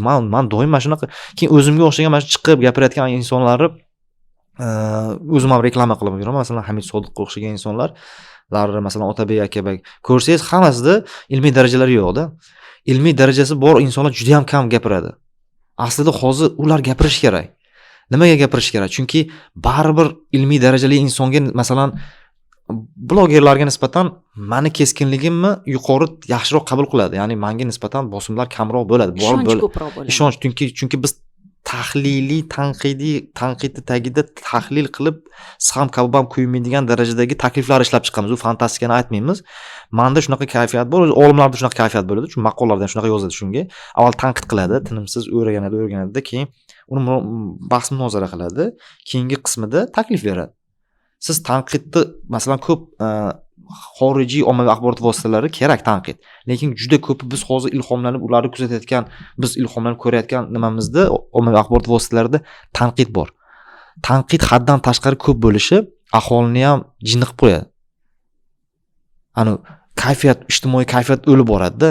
Ya'ni tanqidni orqasida olimlar orqali takliflarni gapirtirsangiz, har doim tanqidiy ruhda ijtimoiy tarmoqlarda ham o'sha yozavermaydi. Hamma siz yaxshi gapirsangiz ham hatto bizga ishonqiramaslik o'sha o'zi. Chunki siz agar tanqidiy va bahs orqasida taklif berib, mana shuni tinimsiz ommaviy axborot vositasi shunga o'xshagan siz berib boraversangiz, unda ham o'zi sekin mana yerda yozayotganda ham mana yerda to'g'ri taklif berdi, taklif bo'yicha siz bilan keyin yozishadi. Ya'ni tanqidni tushunadi. Tanqid o'zi shundoq ham chiqqan bo'lgani uchun taklif portlab chiqqan, tug'ilgan. Taklif bo'yicha keyin nima qiladi? Bahs munozara. Biz o'shanga o'tishimiz kerak. Kommentariyalarda, izohlarda biz takliflar bo'yicha ustida bahs qilsak, demak biz o'zimizdan taklifga qarshi taklif berayotgan bo'lamiz-da. Bizda hozir izohlarimizda faqat tanqidiy ruh bor, tanqidiy kayfiyat. Endi buni sababi ham bor-da. O'sha ekologiya bobida baribir savodxonlik darajasi bizda yuqori emas. Savodxonlik darajasi millatimizda yuqori bo'lishi uchun nima qilish kerak? Savodxonlik darajasi yuqorida bo'lishi uchun, masalan, yana o'sha sovet davriga qaytamiz. Sovet davriga juda ko'p murojaat qilasiz, Erkinjon deydi. Endi qarangda, men o'zi biz bosib o'tgan yo'limiz haqida gapirgim keladi. Ya'ni biz buni qilganmiz degan nuqtai nazar. Hozir men aytib o'rsam, bu ya'ni jahon tajribasi, ya'ni Yaponiyani gapiryapti, ya'ni Yevropani gapiryapti, fantastikani gapiryapti. Biz resurslarimiz ham unga chidamsiz. Chidamsiz demasliklari uchun men doim o'tmishga qaytaman va o'zimiz bosib o'tgan yo'llarga qaytaman. Maktablarda yashil burchaklar bo'lgan masalan, to'g'rimi? Jonli burchaklari bo'lgan masalan. Keyin ekologiya haqida madaniyatimiz bo'lganda baribir masalan hozirga nisbatan ekologiya haqida o'qituvchi va nimani o'rtasida ham, murabbiyning o'rtasida ham qanaqadir pardalar bo'lganda, to'g'ridan to'g'ri gapirmagan, lekin hammasi o'zini ishini qilgan o'sha paytda ham. Ota-ona tarbiyasini bergan bolani, o'qituvchi ta'limi bergan, bir xilda tarbiyaga ham qarab ketib qolgan, ota-ona ham ta'limga, lekin ikkitasi kelishuvlarsiz shu ishlarni qilgan. Shu ishlari bo'lgani uchun ham bizda o'tmishga nisbatan o'sha ekologiyaga tupurib qo'yish degan nimalar bo'lmagan. To'g'risiga biz yoshligimizda, siz yoshligingizda bu darajada, hozirgi darajada bo'lmagan. Ya'ni aytganim buni ta'limdan boshlashimiz kerak. Ta'limdan boshlab to'g'ri u ekologiya bilan ekologik ongini oshirishga faqat ekologik vaziyatni yaxshilash, ekologik qanaqadir qoidalarni aytib singdirib siz o'stira olmaysiz bolani. Parallel ravishda ta'lim boshqa sohani ham u olishi kerak. Masalan, kimyoni yaxshi bilish kerak, biologiyani ham yaxshi bilish kerak, ekologik vaziyat, fizikani yaxshi bilish kerak, matematika, hamma boshqa fanni ham kamida o'rta darajada o'zlashtirish kerak. Biz hozir afsuski oxirgi paytda juda ko'p resurslarimizni ekologik deyapmiz, o'zini oqlamasligini ko'ryapmiz-da. Chunki baribir o'sha masalalarga qabul qilishida boshqa sohani o'zlashtirish kerak-da, baribir adabiyotni yaxshi bilish kerak, hammasini. Chunki usiz amalga oshmaydi. Shuning uchun biz yana o'sha maktab darsliklarini ta'limga borib taqalaverdim. Ekologik vaziyatni yaxshilash uchun biz juda ko'p resurslarimizni shundoq ham sarflamasdan turib olib chiqib ketdi. Siz hamma tomonlama zo'r qilsangiz, mana 5 ta darslikka, o'sha maktab darsligini zo'r o'qisangiz, bolada avtomat ravishda ekologik ongi ham o'sib boradi. Chunki mana ularni o'zlashtirgandan keyin unga siz juda katta pul resurslarini ekologik nima qilib unga singdirishingiz shart emas. Masalan, biz o'zimiz o'sha ishni qilmaysiz-da, siz yaxshi o'qisangiz, moshinadan nima baklashka otmaysiz yoki simishga chaqmaysiz-da o'sha narsani. O'zingizdagi bir nimani yo'lning o'rtasida tufurib ketmaysiz. Ekologik ong deganda kim biz babib bo'lib olishimiz kerak. O'zi biz nimadan ifloslanyapmiz? O'zi bizni salomat, o'zi biz ekologiya nima degan savolga hali bizda to'liq anglash yo'q. Ya'ni mas'ul tuzilmalar o'zi hali buni tagiga yetgani yo'q. Bu ham yana o'sha ilm bilan taqaladi. Ya'ni ilmiy tadqiqotlar bilan o'zi biz mavsumlar kesimida o'zi nimadan zaharlanyapmiz, real. Aniq mexanizm bormi o'sha narsa? Mexanizmimiz o'zi yo'q, masalan. Mexanizmimiz bo'lmagandan keyin kurash obyekti ham bo'lmaydi-ku, tabiiyki. Ya'ni siz aytganingiz, men yana qaytaraman, men umumiy standartlar bo'yicha, hozirgi mavjud standartlar bo'yicha qarshiman bunga. Buni ham tagida ilmiy tadqiqotlar. Avval biz kurash obyektini bilib olishimiz kerak va o'sha kurash obyekti bo'yicha keyin biz targ'ibotlarni kuchaytirishimiz kerak. Targ'ibotlar agar kurash obyekti kattaroq obyektlar bo'lsa, masalan, iqtisodiy nima deydi, o'sishga olib kelayotgan qanaqadir zavod, fabrikalar bo'ladigan bo'lsa yoki cho'ntaklarimizni sarflaydigan qo'shnilar bilan bog'liq chang bo'ladigan bo'lsa, man bu ichini siz agar biladigan bo'lsangiz, hududlar masalan Toshkentda ekologik vaziyat bilan Nukusdagi boshqacha. Ya'ni demak, kurash maydoni ham o'z-o'zidan boshqacha bo'ladi. Eng qizig'i, so'nggi vaqtlarda Nukusdagi Toshkentdan anchayin yaxshiroq dedingiz. Bizda atmosfera ifloslanish indeksi degan tushuncha bor. 70-yildan beri biz O'zgidromet 25 ta shaharda 60 ta nuqtasi bor. O'lchashadi muntazam har kun. Endi o'sha payt ular ko'rib chiqib kunduzi soat 7 da, 2 da, tushda va kechki payt 7 da dam olish kunidan, yakshanba kunidan tashqari o'lchashgan statistika bo'yicha gapiradigan bo'lsak, biz masalan poytaxt yoki Nukus juda ham pastki o'rinda bo'lgan azaldan. Poytaxtni o'zi ham 6-5 o'rinda bo'lgan. Afsuski 2023-2024 yilda biz 1-o'ringa chiqdik. Ya'ni hozir biz Navoiydan poytaxt yuqori yil davomida ifloslanish, o'sha sanoatlashgan Angrendan yuqorimiz, Olmaliqdan yuqorimiz va hatto Farg'onadan ham yuqori. Farg'onada azot nimalari bor.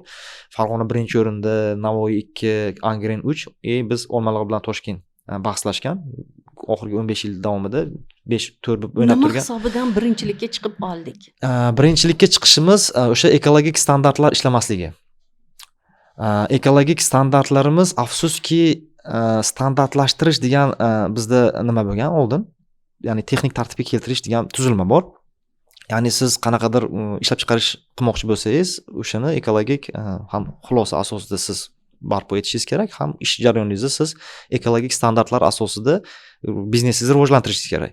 Va bizda mana shu narsani o'zini yo'qligi va mana shu standartlashtirish nimasini o'sha standartlash tuzilmasi mas'ul boshqa tuzilmalarga uloqtirgani.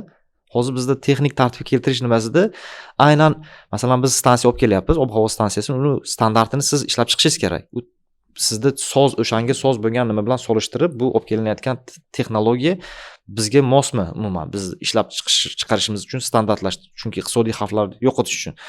Ishonasizmi, bizda oldin standartlashtirish o'zi o'tkazgan mana shu anaqa filtrlarni standartga javob beradimi? Hamma savolga mana shu bitta mas'ul tuzilma javob bergan.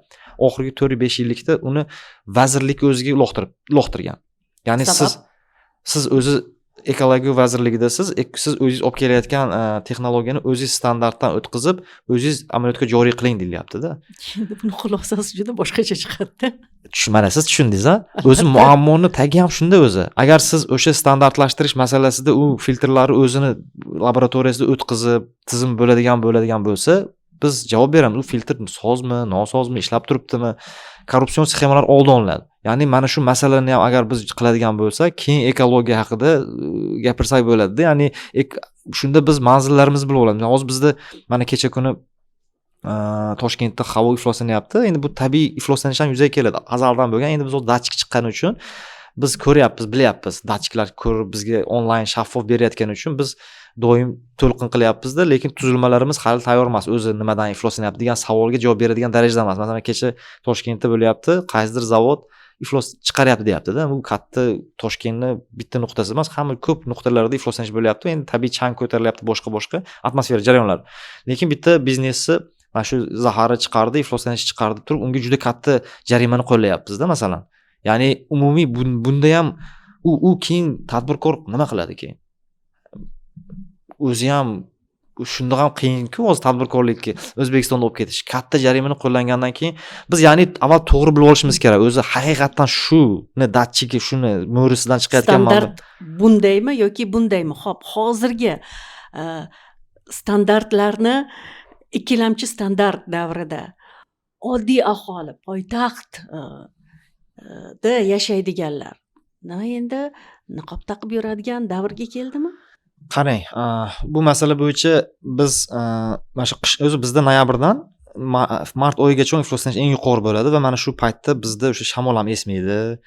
Keyin biz iqtisodiyot rivojlanib, bizda o'sha ko'mir yoqamiz, biz yoqmasak qo'shnilar yoqadi, Qozog'iston yoqadi masalan, uni siz to'xtata olmaysiz. Ular ham kirib kelyapti. Bizga hammasi kirib kelib, bizda qishda hammasi to'planyapti-da.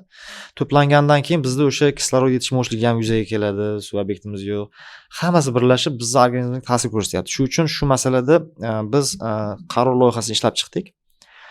Bunda men bilsangiz kerak, endi buni ochiq aytaverish kerak. Vatandoshda chiqqan materialda atmosfera havosi, Toshkent atmosfera havosini nima ifloslantiryapti o'zi degan savolga juda chuqur 1 oy davomida o'rgandim.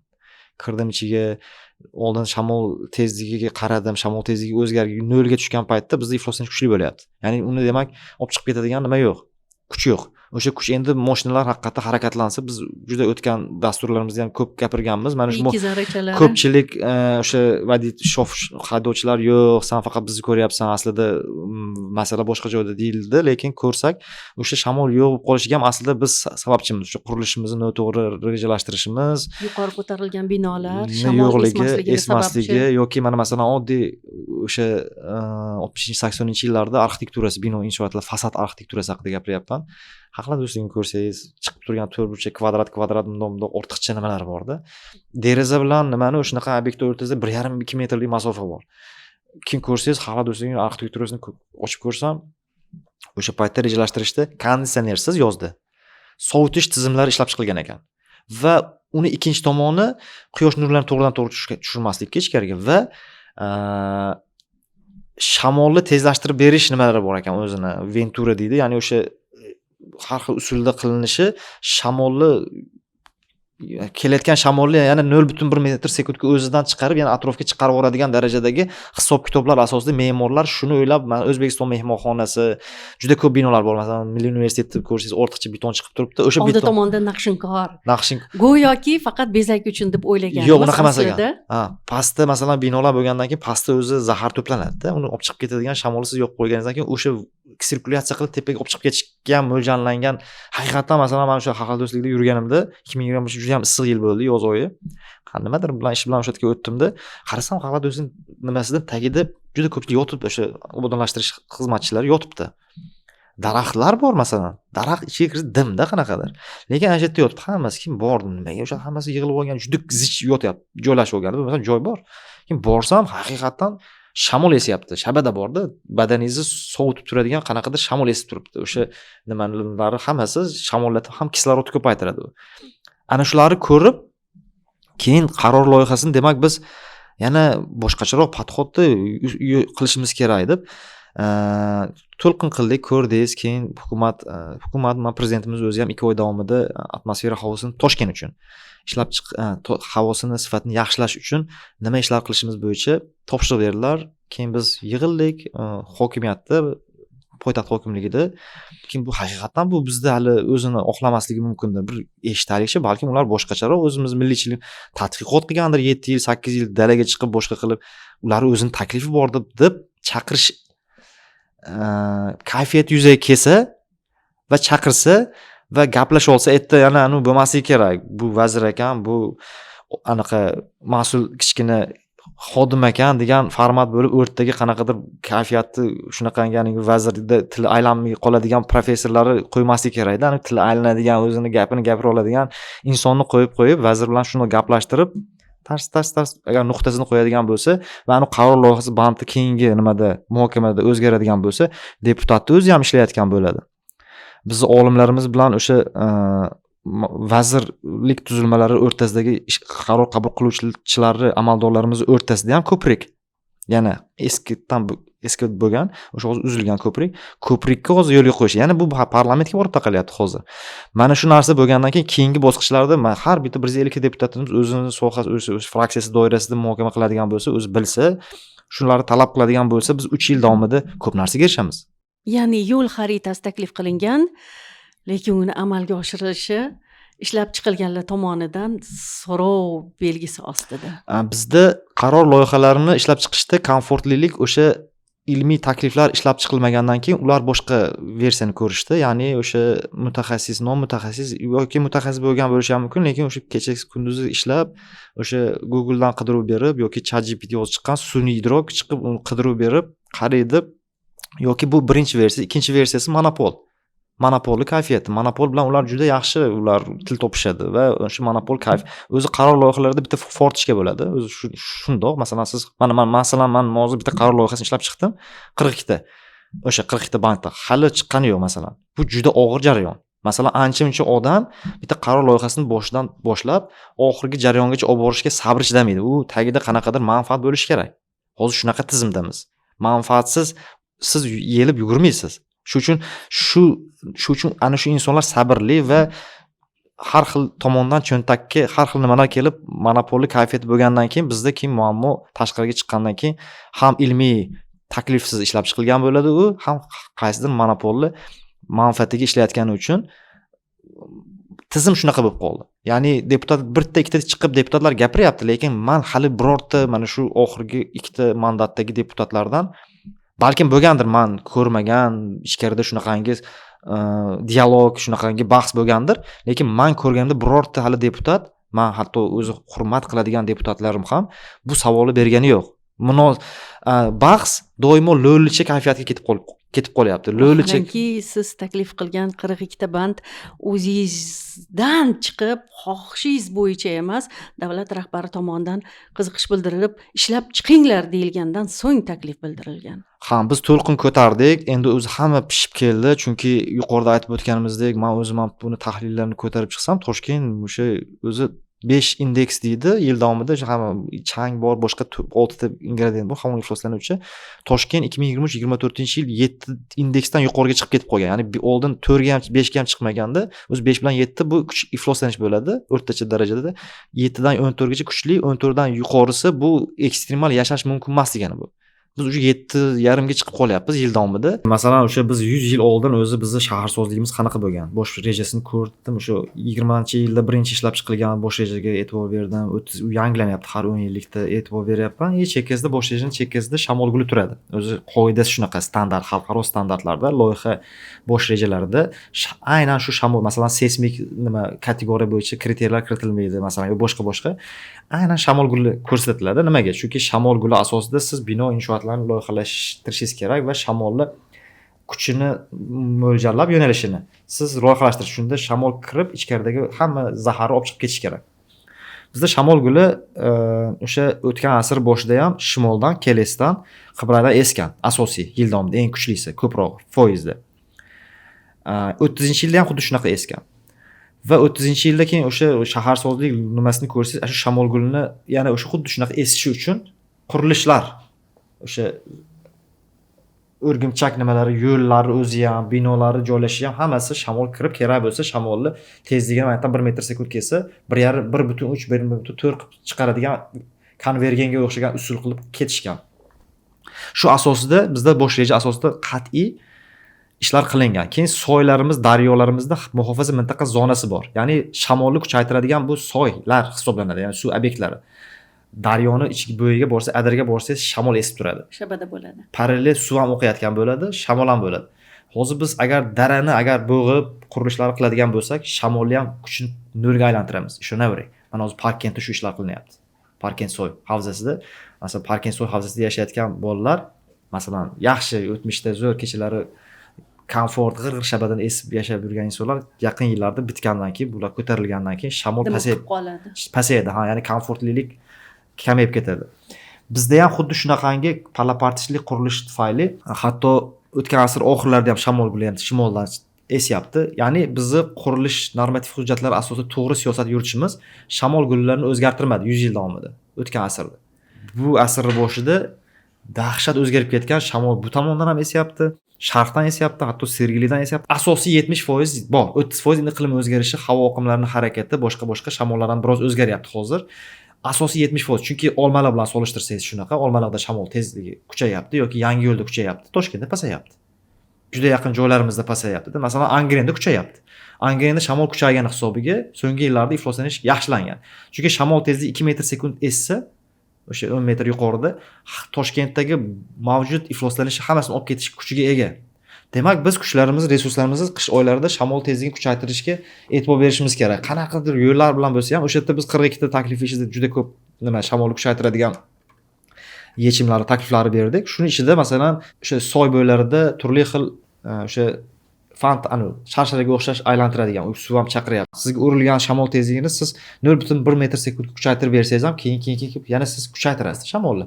Xuddi shunaqa yechimlarni berdik. Masalan, yana bizda qishda suv obyektlarimiz oldin ko'p edi, juda ko'p suv obyektlarimiz. O'sha rejalarni ko'rsangiz, bosh rejada daraxt qancha bo'lishi kerak, suv obyektlari qancha bo'lishi kerak, necha kilometrda suv obyekti bo'lishi kerak. Ko'rsatib o'tilgan rejalar, bosh rejalar. Bo'lgan o'sha Komsomolskiy ozero deydi, boshqa hamma ozero hammasini yo'qotib kichiktirib suv obyektlarini kamaytirdik. Suv obyektlarini kamaytirish natijasida qishda o'zi suv kislorodda 80% suv ishlab chiqaradi. Suv o'tlari suv o'zi ishlab chiqaradi. Shunga tog'larda ko'rsangiz, soy bo'ylarida, dengiz bo'ylariga borsangiz kislorod ko'p-da. Maza qilib nima qilasiz. Va suv obyektlarimizni ko'paytirishimizni ko'rsatib o'tdik. Kichkina joy bo'lsa ham suv obyektdan keyin kislorod ishlab chiqarish bo'yicha xlorella hali oddiy usuli, masalan 100 ta ko'chatni daraxt kuchini beradi. Chunki kislorodni kamayapti u. Tabiiy ravishda qishda kamayadi. Bu yozda mana hozir yaxshi kislorod. Shunga uyqularimiz sal yaxshilandi. E'tibor berayotgan bo'lsangiz, o'zi kislorodni havo tarkibida ko'p kamligi siz uyqungizda bilinadi. Chunki qonda kislorod. Hammasini kiritdik. Ana shu taklifi ishida shular bo'ldi. Endi biz juda chiroyli bir vaziyatga olib kelmaymiz va srazu zo'r bo'lib ketmaydi. Yillar davomida yaxshilanib boradi. Lekin birinchi qadam bosilishi kerak. Biz siz bilan intervyuni boshlaganimizda ham birinchi savoldan boshlaganingizdek, men boshladim, siz javobni boshladingiz-u, aslida juda ko'p savollarim bor edi, turli jabhalar bo'yicha va savollarim javobida insonlarni o'ziga manfaatli bo'lgan ma'lumotlar yotish kerak edi, lekin vaqt nuqtai nazaridan hozir bir nechta ham ularning orasida an'anaviy savollarni bersam sizga, olim bilan suhbat shunaqada, ham zavqli, ham qiziqarli. Gipotetik savol deylik, sizda shunday imkoniyat bor, yer sayyorasidagi insonlarga bitta ogohlantirish berish imkoni bor. Bitta ogoh etadigan ma'lumot. Qanaqa ma'lumot yetkazgan bo'lardingiz? Biz ko'pincha tabiatni asrashimiz kerak degan bir g'alati maqol bor. Bu ham bir juda nisbiy. Nima qilish kerak? Tabiatni o'zimiz asrashimiz kerak. Mana shu. Mani tabiat sizsiz o'zini asrab oladi. Sizsiz o'ziga kelib oladi. Azaldan kelgan. O'zingizni asrang. O'zimizni ya'ni tabiatdan o'zimizni asrashimiz kerak. Ya'ni tabiatni ko'pincha emas, tabiatga moslashib, o'zimizni mana shu g'oya asosida biz ketishimiz kerak. Ya'ni endi bu degani tabiatga vahshiyona munosabatda emas, lekin tabiat hodisalariga bo'lgan nimani o'zimiz asrashimiz uchun biz moslashishimiz kerak. Shu. Birinchisi shu. Va albattaki muvaffaqiyat kalitlarini o'zini an'anaviy savollari bor. Bu savollar sirasiga siz mana kuyib-pishib millatingiz uchun, o'zingiz xalqingiz uchun juda ko'p vaqtingizdan, sog'lig'ingizdan kechgan holda ma'lumotlarni yetkazishga harakat qilasiz. O'zi millat siz uchun nima, Erkinjon? Endi millat, bizni ajdodlarimiz, tirik qolganlar, bizga o'xshagan kurashganlar o'zini naslini uzoqroqqa olib borgan hisoblanadi. Chunki ular o'sha davrda haddan tashqari har xil kataklizmlarga chap berishgan, hatto bir-birlari bilan kurashgan, tabiat bilan kurashishgan, har xil yo'llarni topib mana shu o'zini naslini saqlab qolgan. O'shalar biz avlodimiz, hammamiz o'shalar avlodimiz. Ya'ni ular qilayotgan ishni men ham qilyapman va o'z-o'zidan bu endi o'zimni qardoshlarim bilan birgalikda, ya'ni biz endi shunaqa ulardan farqli ravishda biz katta bo'ldik va mana shularni qilayotganimiz va men o'zimizni sivilizatsiyani tezroq yaratishni xohlayman. Ya'ni bizni millat sivilizatsiyasini tezroq biz qo'limizdan keladi. Biz ana shu start bosqichdamiz. To'g'ri, hozir balandparvoz gapga o'xshash tuyulishi mumkin, lekin mana borliqdan bo'layotgan signallarga o'xshash nimalarda, endi men ana hodisalarni xuddi borliq menga signal kecha ham Muhrim A'zamxo'jayev bilan gaplashganimizda u ham menga o'xshash nimasi bor ekan, nima deydi, xarakteri bor ekan. Unda eski narsalar qilib ana rasmga olib yuraverasan desam, bilmayman deyapti. Endi menga shu narsa, ya'ni borliq unga shunaqa nimani bergan, iqtidori bergan. O'shdan ma'lumot olib xulosa chiqarish, bu ham katta bir iqtidor. O'shanga o'xshash menda ham shunaqa narsalar bo'ladi va o'sha 5 yildan beri yozishmalarimda ham hammasida o'zim bu kanalimni ochib, o'sha aholini miyasini kengaytirishim sababi ham biz tezroq o'zimizni hamma sohada birinchi o'ringa chiqishimiz kerak. To'g'ri, bu osonlik bilan bo'lmaydi, juda qiyin hozirgi davrda qiyinchilik bilan erishiladi, lekin millat sivilizatsiyasini men birinchi o'ringa chiqarmoqchiman, chunki biz baribir o'zbekmiz. Mana shu millatimiz uchun qayg'uramiz. Mana shu millatimizni uzoqroqqa, endi bizdan oldingilar xuddi shu ish qilgan. Ya'ni biz ham o'sha ajdodlarimiz og'ir ishlarni qilgan ajdodlarimizni o'zi ishini mana shu endi boshqacharoq formatda qilyapmiz. Shu menimcha shu. Endi hammada bo'lsa kerak, mana sizda ham bo'lsa kerak bu narsa. Endi sizga bu tabiiydek tuyuladi. Aslida boshqalar ko'rganda nima zaril bu bolaga deyishi mumkin, lekin siz haqiqiy millatparvarlikdan tashqari vatanparvarlik tuyg'usiga ham ega insonsiz. O'zbekistonda ko'p emas, bitta narsani o'zgartirish imkoni bo'lganda va bu sizni qo'lingizda bo'lganda nima bo'lardi va qay tarzda o'zgartirgan bo'lardingiz? 42 ta banddan iborat bo'lgan mana bu ma'lumotdan tashqari. Nima deydi? Hozir men buni tugatdim ekologiya sferasida. Hozir men qishloq xo'jaligi sektorida xuddi mana shu 42 ta bandga o'xshash. Endi buni tugatib endi topshirib qo'ydim-da men. Endi hozir qishloq xo'jaligiga hozir tarmashyapman. Buni tugatsam boshqa tarmoqqa tarmashaman. Bilmayman endi qaysi tarmoqqa, lekin qishloq xo'jaligi bo'yicha hozir aholini biz endi hozir men kunuzda chiqish qilyapman, boshqa qilyapman. Endi bu ham bitta tizimli, bu tizimlashgan. Endi savolingizga biz o'zi shunaqa mana A variant, B variant, V variant, G variant degan tushunchalar bor. Ya'ni inson oldida faqat A variant bilan yurmasligi kerak. Ya'ni ziyoli, juda uzog'i ko'rgan inson bu yurish kerak va B variant, V variant biz har bitta variantga murojaat qilamiz va agar o'zgartirish kerak bo'ladigan bo'lsa, yana qaytaraman, konstitutsiya ishlashi kerak shu. Konstitutsiyamizning moddalari yomon moddalar emas, masalan. Konstitutsiya moddalari ishlashini xohlayman. O'sha ishlasa, hammasi tartibga keladi.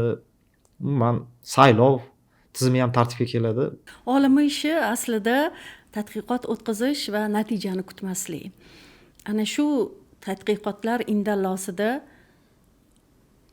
ortingizdan nima qolishini xohlaysiz?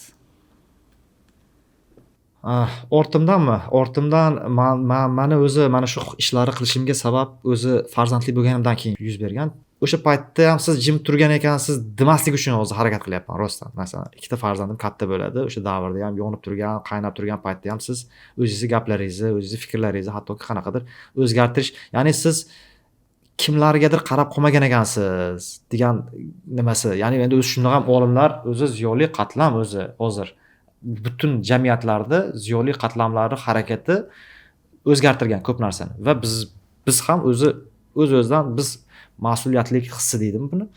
Farzandim mana shu savolni berganida, mana biz o'sha paytda ham gapirganmiz, biz o'sha paytda ham juda katta oqimga keskin qarshilik qilmagan bo'lsak ham qarshilik nimalarimiz bo'lgan. Mana shu hozirgi ishlarni qilishga majburlagan. Ya'ni o'zingizdan keyin ham olim darajasini saqlab qolish ekan. Ha, endi hozir olimlik degani menda o'zi ilmiy daraja degani biz o'zi shundoq ham ilmiy daraja olmasimizdan oldin olimlik nimasini bizga xalq taqdim qilgan, juda ham ko'p olim deb gapirgan. Endi ilmiy darajani oldik va buni himoya qilish oson emas va men o'zimni doim ilmiy darajani olgan inson sifatida qaramayman hozirgacha. Shunaqa insonman. Men o'zimni olim deb bilmayman. Chunki qaysidir hududlarga borsangiz, masalan, oddiy borsangiz sizni yengib qo'yadi. O'zini qarashlari bor. Masalan, ob-havo sohasi aynan men qilayotgan ilmiy ishlarim bo'yicha oddiy maktabni bitirmagan, lekin o'zini qarashlari bor. O'sha qarashlari bo'yicha prognoz qilib o'zini qishloq xo'jaligini yoki o'zini hayotini yuritayotgan, uni mani tadqiqotim bo'ladi, iqlimshunosi o'zini shu tabiatdan kelib chiqib, o'zini ichidan kelib chiqib, o'shalarni men agar hammasini butun O'zbekistonda shunaqa insonlar hammasi bilan ko'rishsam va ularni o'sha hamma o'zini qarashlarini men bitta kitobga tushirib olgan kunim o'zimga o'zim olim deb nima bergan bo'laman, lekin bu menimcha imkonsiz bo'lsa kerak. Men o'zimni olim deb hisoblamayman. Har neyning imkoni bor, o'limning imkoni yo'q. O'lim siz uchun nima? Ha, o'limmi? Men bilmayman, men hech shu o'lim bilan to'qnash kelish yoki hali tayyor bo'lmasam kerak o'lim haqida fikrlashga, chunki men qanchalik ko'p resursimni, qanchalik ko'p miyamni qiynasam, men yaxshi o'lim topaman.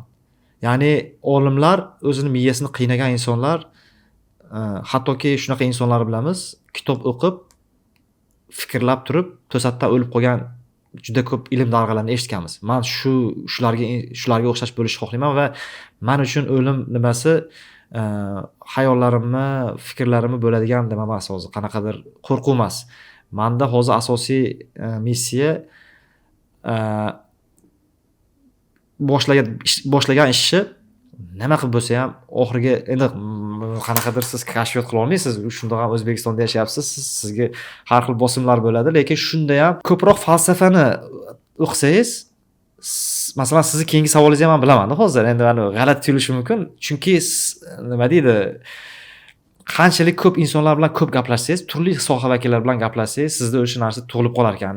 Keyingi dialogda to'xta deyman, hozir mana shunaqa deb yozadi deyman-da. Aytganimda yozadi-da. O'sha menda unga nisbatan nima javob reaksiyasi bor. Ya'ni ko'proq o'qiyversangiz, ko'proq fikrlayversangiz va siz ana shu tizimli qanaqadir siz ham kabob ham kuymaydigan. Eng asosiy meni yaxshi ko'rgan nimam o'sha shu, siz ham kabob ham kuymasin. Ya'ni mana shu imkoniyatda ham biz yechim topishimiz kerak. Ya'ni mana shu boshqaruv vaqtida ham biz doimo saylovga, doimo qanaqadir mavhumga o'xshash, yaqin 5 yillikda, 10 yillikda mavhumga o'xshash gaplari doimo aytib tarixga, kelajakka hatto olimlar o'zi ham qoldiravergandan ko'ra, yo'q, to'xta.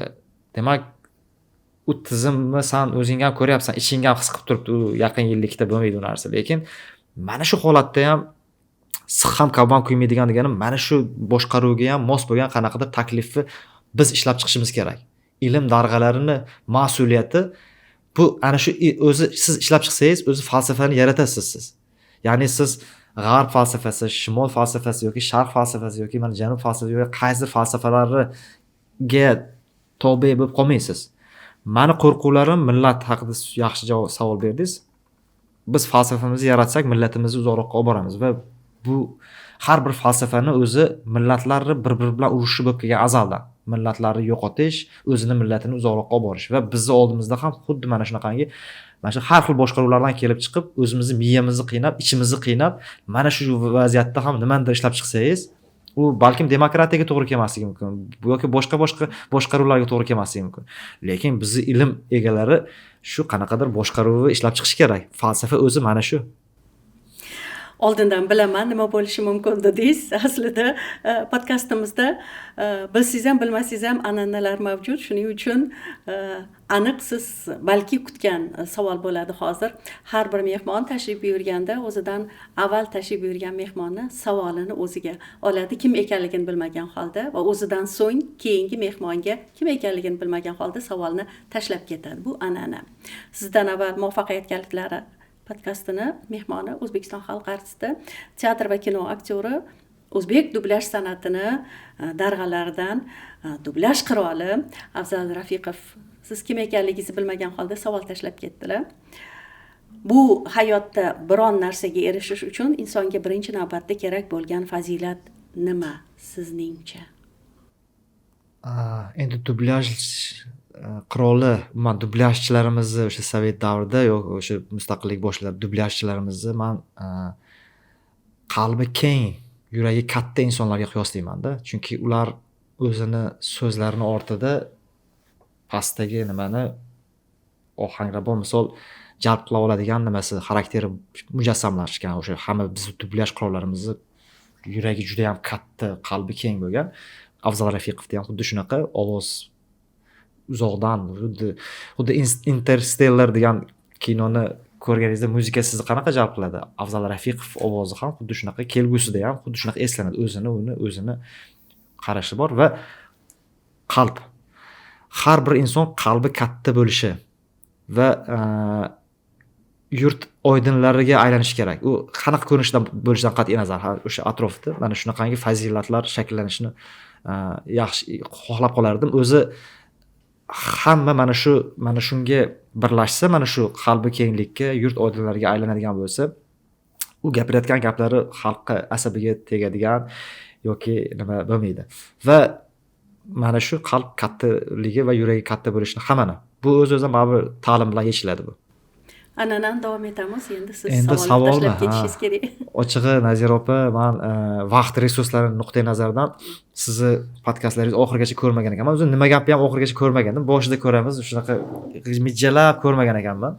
Shuning uchun tayyorgarliksiz keldi. O'zi yaxshi bu. Tayyorgarliksiz bilmagan holda kelishingiz ham bu tabiiylikka, ya'ni o'z ichingizdan qaynab chiqishi. Ongingizdagi emas, ong ostingizdagi ma'lumot chiqib kelaveradi. Savolmi? Kutilmaganda ro'y bergan voqealiklarda yuzaga kelgan qo'rquvni siz qanday yengib o'tgansiz? Qo'rquvlaringiz ko'p chog'i. Kimmi? sizda. Bilasizmi, ahamiyat berdim. Har bir inson o'zini ichidagi sodir bo'layotgan vaziyatlar, holatlar, o'sha bo'hronlarni ong ostidan ongiga olib chiqib, o'zi bilmagan holda boshqa Yaxshi. insonlarga Qo'rquv hammada bor. albatta bor. Qo'rquvsiz bo'lmaydi, chunki Qo'rquvsiz harakat ham bo'lmaydi. harakat ham bo'lmaydi, lekin uni bo'lgani yaxshi. Menimcha hamma qo'rqadi. O'zini eng yuqori o'sha milliardermi, dunyoni men o'zimni falsafam bilan boshqaraman degan insonlarda ham qo'rquv bor. Va u o'lim qo'rqusi emas. U o'sha ta'sir qo'rquvlari, har xil ta'sirlar bo'lishi mumkin. Boshqa. Shuning uchun hammada qo'rquv bor, lekin har xil ko'rinishda. Vaqtingizni kam bo'lmagan, vaqtingizni ayamaganingiz uchun, tashrif buyurganingiz uchun rahmat. Harakatdan to'xtamayotganingiz uchun rahmat. Bosim ostida qolib ketsangiz ham baribir maqsad sari intilayotganingiz uchun rahmat deyman. Va qay bir savol yangramadi, lekin siz kutdingiz degan savolni beraman, chunki shaxsan o'zim juda ko'p savollarim kadr ortida qolib ketdi. Endi mavzu juda ham keng. Mavzu juda hamma sohaga o'tlab ketiladigan darajadagi keng mavzu va bizni dolzarbligi jihatdan ham haqiqatdan bu bekorga iqlim o'zgarishi, bu siyosatlashish darajasiga chiqib kelmagani va kelgusi 10 yillikda, 20 yillikda o'sha jahon nimalari berayotgan risklar ichida ham, xavflar ichida old qatorlarda turayotgan mavzu bo'lgani uchun o'ylashimcha juda yaxshi. Miyamdagi ko'p ayniqsa tasodifiy, oxirgi savol masalasida ham tasodifiy nimalar chiqib kelgani uchun insight da va miyamni o'sha yaxshi suhbatdosh bo'lganingiz uchun va sizga o'xshagan insonlar o'zi ko'proq bo'lishi ham bu yaxshi. Biz doimo o'zimizdan qoniqmaganmiz. Biz o'zimizdan qoniqmaganimiz uchun biz atrofga talpinyapmiz. Masalan, siz bilan gaplashyapmiz, yana boshqa soha vakillari bilan hamma ham sizni ko'rsatuvingizga bizga o'xshagan iqlimshunoslar, olimlar rozi bo'lib kelavermaydi masalan. Chunki hayot shunaqa. Ya'ni biz o'zgarishlarga uchrashimiz uchun mana shunaqangi suhbatlarni ko'paytirishimiz kerak. Sizga o'xshagan insonlarni ichini topib, erinmasdan kuzatib kelib, masalan, men har bitta podkastlarimni ko'rib chiqibsiz. Siz ham o'zi aslida juda ham yuqori jurnalist vakilisiz va menimcha juda yaxshi. Siz tomoningizdan beriladigan savollar men o'ylab kelganim undan ortiq bilan bo'ldi. Yaxshi. Muvaffaqiyat kalitlari podkasti bugungi mehmoni iqlimshunos olim, millatparvar, vatanparvar inson Erkinjon Abdulahadov bo'ldilar. Tashrif uchun rahmat. Sog' bo'ling.